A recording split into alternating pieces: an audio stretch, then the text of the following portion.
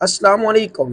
This is Walid bin Farid with another YouTube video. आज हम बात करेंगे कि how to prepare biology for entry test.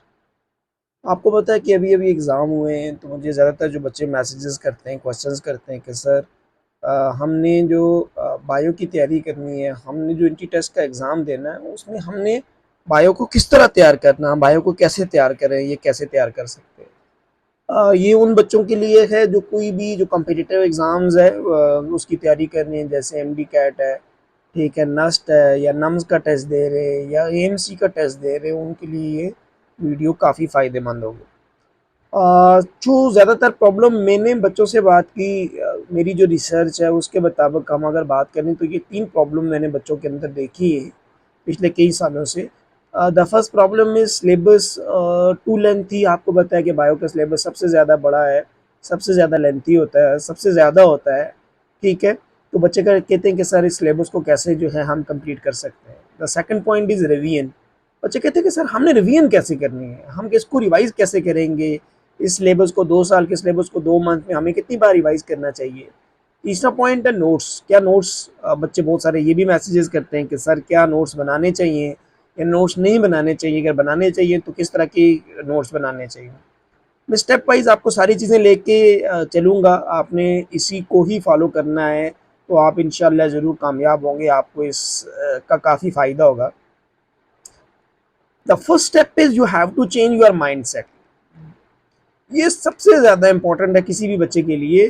पहला ये पॉइंट है कि आपने हर हाल में लेक्चर्स लेने हैं। बच्चे कहते हैं कि सर हमने 2 साल जो पढ़ा है क्या हमने वही तैयार करना है? वही तैयार ज़रूर करना है, but entry test is something different. जो आपके रिटन एग्ज़ाम्स होते हैं, जो आपके बोर्ड के एग्ज़ाम्स होते हैं, उससे एंटी टेस्ट बहुत मुख्तलिफ है।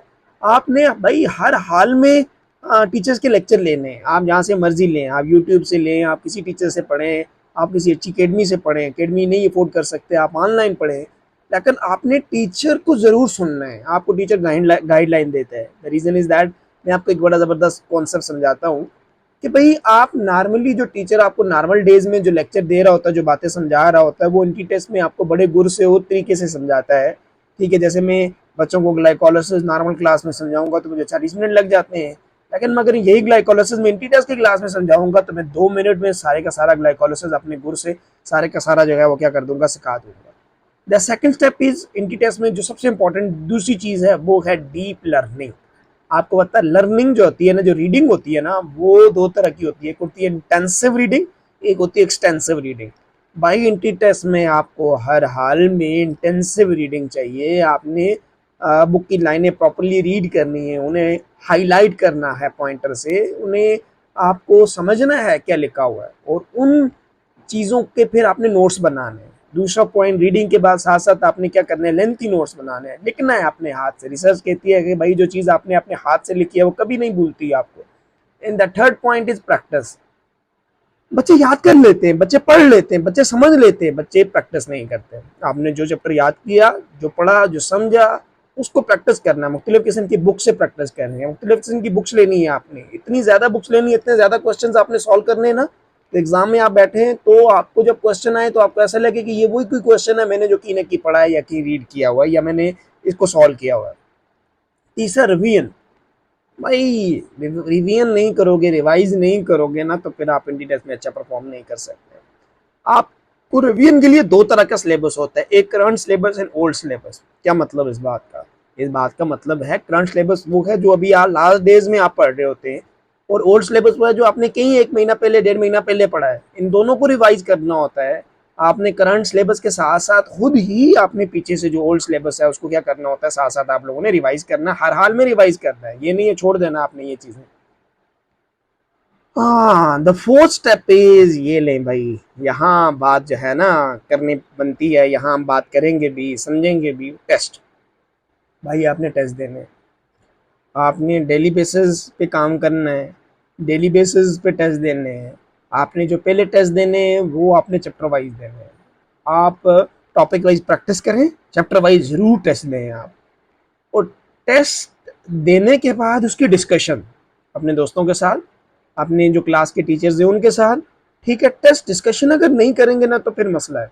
आप डिस्कशन में अगर फॉर एग्जांपल 50-100 एमसीक्यूज आप डिस्कस करते हैं ना, तो उसमें ये समझें कि आपका पूरे का पूरा चैप्टर 50 एमसीक्यूज में पूरे का पूरा चैप्टर क्या हो जाता है, रिवाइज हो जाता है। एंड द फोर्थ पॉइंट इस टेस्ट में जो है वो हमारे पास क्या आ जाता है, एफएलपीज फुल लेंथ जो पेपर्स है। तो भाई आखिरी दिन में कम से कम आपने 10 एफएलपी दिए हो। क्यों? आपका टाइम मैनेजमेंट ये सबसे ज़्यादा इंपॉर्टेंट है। ये नहीं एंटी टेस्ट में आपका पेपर ही रह जाए। आपको सारा आता है, बहुत सारे बच्चे आते हैं हमारे पास, सर मुझे सारा पेपर आता था, मेरा पेपर रह गया। वो क्यों नहीं रहेगा भाई? जब आपने प्रैक्टिस ही नहीं की, आपने फुल बुक पेपर ही नहीं दिया, आपने टाइम सामने रख के पेपर को अटेम्प्ट ही नहीं किया, तो ऑब्वियसली यहाँ प्रॉब्लम आएगा आपको। ये लें जी। Fifth point is short notes. ये देखिए मैंने एक बच्चे के यहाँ शॉर्ट नोट्स पेश किए हैं। आप बिलीव करें, इस बच्चे ने ये पूरे चैप्टर को उसने एक पेज के ऊपर लिखा हुआ है, सिर्फ एक पेज के ऊपर। ये शॉर्ट नोट्स है। इसका फ़ायदा क्या होता है? मुझे बच्चे कहते हैं सर आपने लॉन्ग नोट्स भी बनवा दिए। भाई शॉर्ट नोट्स का फ़ायदा ये होता है कि आपके पास एक दिन है ना, अब आपके पास फॉर एग्जाम्पल 2 दिन है, 2 दिन के बाद आपका एग्जाम है। अब आप सारी बुक्स रिवाइज नहीं कर सकते, आप सारे बुक्स को दोबारा नहीं पढ़ सकते भाई। आपके अगर शॉर्ट नोट्स बने हैं ना, तो शॉर्ट नोट्स में क्या होता है, पूरे का पूरा ये देखिए दूसरे चैप्टर बायोमोलिक्यूल का ये शॉर्ट नोट्स बने। जिस बच्चे की इसने इस तरह बनाए उसे पता है मेरे ये पॉइंट वीक है, उसने लिख लिया अपने बाद, दूसरी चीज़ें उसे आती हैं। अब क्या होगा कि ये शॉर्ट नोट रिवाइज करने के लिए आपको 5 मिनट चाहिए, ज़्यादा ज़्यादा 10 मिनट लग जाएंगे। 10 मिनट में एक चैप्टर आपका रिवाइज हो जाएगा। तो एग्जाम से पहले बड़े आराम से क्या कर सकते हैं, आप इसकी रिवीजन कर सकते हैं। मैं इस वीडियो के अंदर जो दूसरी चीज़ डिस्कस करूंगा वो है नेचर ऑफ बायोलॉजी एमसीक्यूज। आपको एग्ज़ाम के अंदर किस तरह के एमसीक्यूज आते हैं, या आपको एग्ज़ाम के अंदर किस तरह के एमसीक्यूज आ सकते हैं। भाई मैं आपको विद एग्जांपल समझाऊंगा, एक एक क्वेश्चन समझाऊंगा, ज़रूर समझाऊंगा, काम आएगा, बहुत ज़बरदस्त पॉइंट है।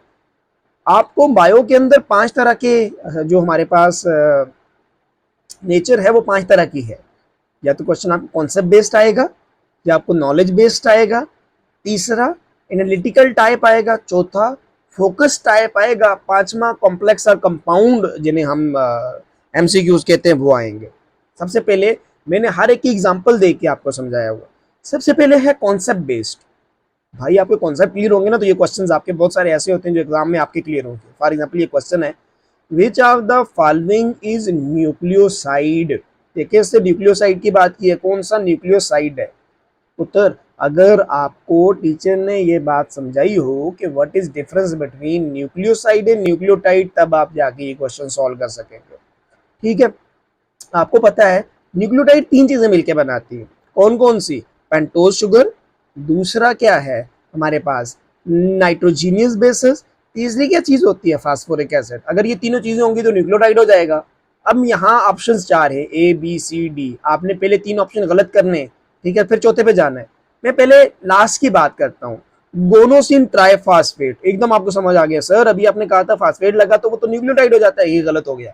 सी ऑप्शन देखिए, एडिनोसिन मोनोफॉस्फेट। देखिए फास्फेट लगा है, आप एकदम समझेंगे अच्छा सर ये तो भी क्या आ गया हमारे पास, न्यूक्लियोटाइड आ जाता है।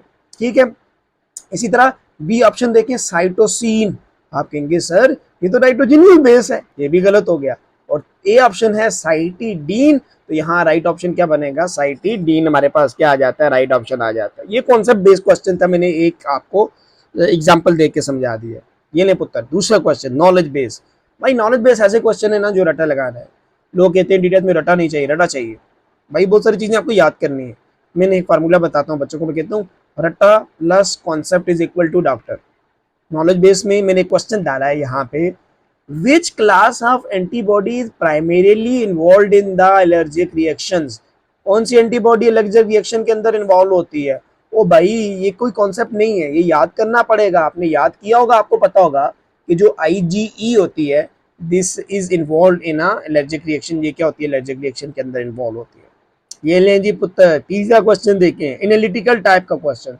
बेटा एनालिटिकल क्वेश्चन वो होते हैं ना, वो जो डायरेक्ट नहीं आते आपको, जो स्टेटमेंट पढ़ के नहीं आपको डायरेक्ट आंसर आएगा, उन्हें सॉल्व करना पड़ेगा जिस तरह न्यूमेरिकल सॉल्व करते हैं। क्वेश्चन है, a man with blood group A marries a woman with blood group B, their child have blood group O, what is the phenotype of the parents। अब देखिए उसने बता दिया कि भाई एक बंदा है उसका ब्लड ग्रुप ए है, उसने शादी की एक औरत से, उसका ब्लड ग्रुप जो है वो बी है, और इसका जो बच्चा है, इनका जो बच्चा है उसका ब्लड ग्रुप ओ है।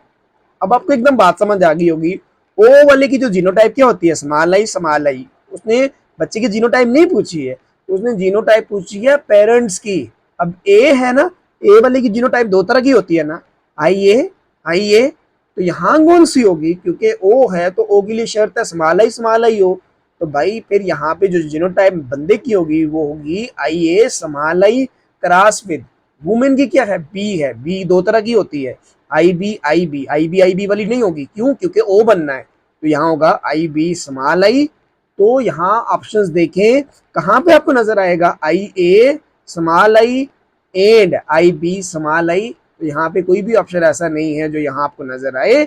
वैसे राइट ऑप्शन क्या बनेगा, I A small I and I B small I नहीं है, तो यहाँ राइट ऑप्शन क्या बनेगा, नन ऑफ दीज। कैसे पता लगा आपको, सॉल्व करके पता लगा। चौथा क्वेश्चन देखें पुत्र, फोकस्ड क्वेश्चन। भाई ये ऐसे क्वेश्चंस होते हैं जिसमें दिमाग लगाना है, जिसमें उसने इन्फॉर्मेशन खुद ही दी होती है ना, आपको इतना सोचना ही नहीं होता है, मतलब कि इतना मुश्किल कोई चीज नहीं होती है, उसने खुद ही आंसर दिया होता है। जैसे मैं आपको क्वेश्चन पढ़ के बताता हूँ, viruses lack ribosomes, which conclusion is most accurate। बेटा आपको एक बात सोच समझ आ गई होगी कि उसने इन्फॉर्मेशन ही दे दी, उसने बता दिया कि वायरसेस के पास राइबोसोम्स नहीं होते। तो आपको पढ़े ऑप्शंस, पहला है it can synthesize it proteins. आप एकदम कहेंगे सर राइबोसोम्स ही नहीं है, प्रोटीन कैसे बनाएगा, देख लें। दूसरा it can divide on it's oven. आप कहेंगे सर राइबोसोम नहीं है, प्रोटीन नहीं बनेगी। वो भाई प्रोटीन नहीं बनेगी तो डिवाइड कैसे होगा, नहीं होगा ना, ये भी गलत हो गया। तीसरा देखें, it must infect host to reproduced. आपको पता है ना वायरसेस होस्ट के अंदर जाके रिप्रोड्यूस करते हैं, अपनी चीजें बनवाते हैं, फिर जो मर्जी काम करना है करते हैं। ये तो ऑप्शन ठीक नजर लग रहा है ना। पहले चौथे पे जाते हैं, डी ऑप्शन क्या है, it uses reverse transcription for replication. सारे वायरसेस रिवर्स ट्रांसक्रिप्शन नहीं करते, सिर्फ जो रिट्रो वायरसेस है वो रिवर्स ट्रांसक्रिप्शन करते हैं। पुत्र ये फोकस क्वेश्चन है, तो राइट ऑप्शन इसका क्या बनेगा, Charlie C is the right option. पहले जो भाई आखिरी क्वेश्चन है, पांचवा क्या आ जाता है, कम्प्लेक्स और कंपाउंड क्वेश्चन। ये कम्प्लेक्स और कंपाउंड क्वेश्चन ऐसा होता है ना जहाँ पे एग्जामिनर ना आपका जानबूझ के टाइम वेस्ट करना चाह रहा होता है ना, होते आसान है लेकिन इसे समझना होता है। क्वेश्चन है, different types of cell are given in a column, find that the type of cell for which all the provided information are correct. कहते हैं यहाँ मुख्तलिफ किस्म के सेल दिए हुए हैं, कौन सी इंफॉर्मेशन सारे सेल के लिए ठीक है। देखिए एक कॉलम के अंदर आपको नजर आएगा टाइप ऑफ सेल, और किस किस के बारे में पूछ रहा, mitochondria, chloroplast, ribosome, cell wall. A option मैंने आपको एक बड़ी जबरदस्त टेक्निक बताई है, एक एक को पढ़ते जाएं, देखें ठीक है गलत है तो आपका राइट ऑप्शन खुद निकल आएगा। पहला जी कहता है प्लांट में माइटोकॉन्ड्रिया नहीं होता। भाई आगे पढ़ने की जरूरत है पुत्र, कुछ नहीं जरूरत आपको पढ़ने की, वजह आपको पता है mitochondria present in all eukaryotic organism.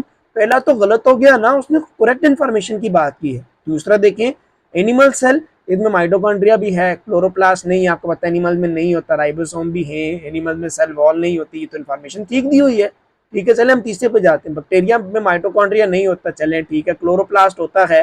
क्या सारे बैक्टीरिया में क्लोरोप्लास्ट होता है, क्या सारे फोटोसिंथेटिक है, नहीं ना। ठीक है यहाँ ये इन्फॉर्मेशन क्या होगी आपको यहाँ पे गलत होगी। अच्छा डी पे चले जाए, वो देखिए उसने सेल वॉल पे भी टिक लगाया हुआ है, सारे बैक्टीरिया के पास सेल वॉल नहीं होती है, जो हमारे पास माइकोप्लाज्म बैक्टीरिया होते हैं ना उनमें सेल वॉल नहीं होती है। ये तो गलत हो गया तीसरा ऑप्शन। चौथे पे जाएंगे, फंजाई माइटोकॉन्ड्रिया है, ठीक है जी। अच्छा जी इसमें क्लोरोप्लास्ट नहीं है, ये बात भी ठीक है, इसमें राइबोसोम्स हैं, अच्छा ये बात भी ठीक है, लेकिन कहते हैं इसमें सेल वॉल नहीं होती है। ओ भाई आपको पता है ना, the cell wall of the fungi is made up of, किससे बनी होती है, काइटिन से बनी होती है, इसमें सेल वॉल होती है, ये इन्फॉर्मेशन गलत है। तो ये कॉम्प्लेक्स और कंपाउंड सेंटेंस की एग्जांपल थी, मैंने आपको समझा दी, इसका राइट ऑप्शन क्या बनेगा, बी बनेगा। Thank you so much, hope so कि आपको बात समझ आ गई होगी। अगर कोई क्वेश्चन है तो आप ज़रूर पूछें, ठीक है। इंशाल्लाह मैं अब एनडी कैट के हवाले से बायो के जितनी भी डेटा है, पास पेपर्स को लेके जो भी फ्रेश एमसीक्यूज मैं बनाऊंगा मैं आप लोगों के साथ शेयर करूंगा। आप लोगों को डेली बेसिस पे रोज़ इंशाल्लाह कम से कम 50 एमसीक्यूज आपको मिलेगा, हम डिस्कस करेंगे ताकि आपको फ़ायदा हो, ताकि आपको चीज़ें समझ आ जाएँ कि भाई हमने किस तरह तैयारी करनी है। चैनल को ज़रूर सब्सक्राइब करें, शेयर करें, दोस्तों के साथ शेयर करें, ठीक है, ज़्यादा से ज़्यादा लोगों तक पहुंचाएं, ताकि जितनी भी आने वाली जो वीडियो हो, नई वीडियो हो, वो आपके दोस्तों तक पहुंच सके। तो लाइक भी करना है आपने, शेयर भी करना है, चैनल को सब्सक्राइब भी करना है, ठीक है, और बेल आइकन जो है उसको आपने प्रेस करना है ताकि अपडेट आप तक पहुंचती रहे। Thank you so much. अल्लाह हाफिज़।